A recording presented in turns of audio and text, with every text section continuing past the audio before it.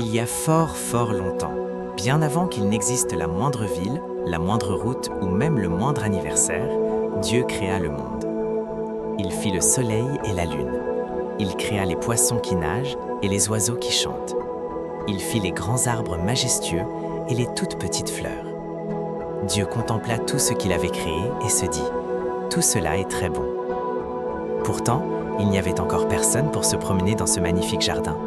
Alors, Dieu prit une poignée de poussière du sol et façonna un homme. Puis, Dieu souffla doucement, comme une brise légère, dans les narines de l'homme, et l'homme ouvrit les yeux.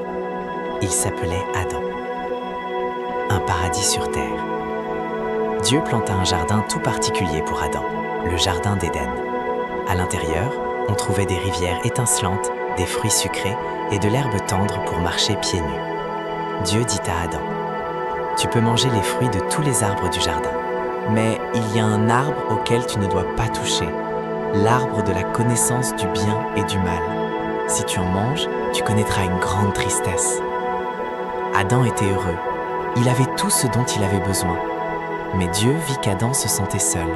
Alors, Dieu lui créa une compagne pour l'aider, une femme nommée Ève. Adam sourit en voyant Ève. « Tu fais partie de moi, dit-il, et je fais partie de toi. » Ils vivaient ensemble dans ce jardin merveilleux.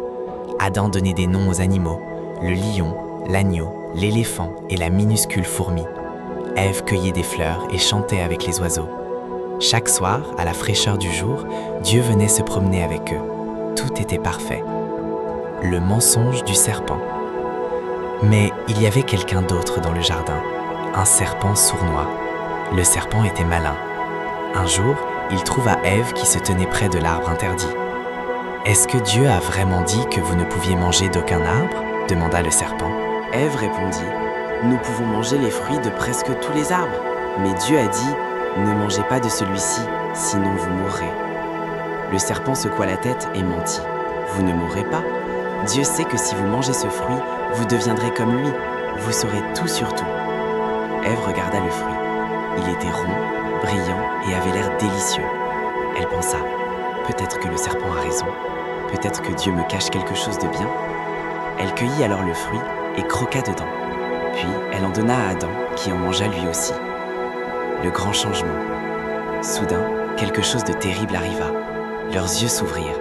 Pour la première fois, ils ressentirent de la peur. Ils eurent honte. Réalisant qu'ils étaient nus, ils cousirent des feuilles de figuier pour se couvrir. Lorsqu'ils entendirent Dieu se promener dans le jardin, ils se cachèrent derrière les arbres. Mais Dieu appela: « Où es-tu » Adam répondit: « J'ai eu peur parce que j'étais nu, alors je me suis caché. » Dieu demanda alors: « As-tu mangé du fruit que je t'avais interdit de toucher ?» Adam pointa Ève du doigt. « C'est elle qui me l'a donné. » Ève pointa le serpent.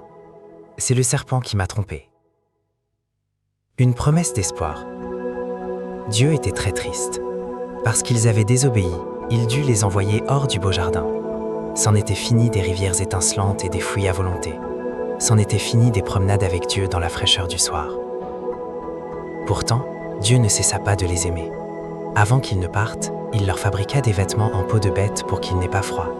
Il leur promit qu'un jour, dans un futur lointain, il enverrait un sauveur pour réparer tout ce qui avait été brisé.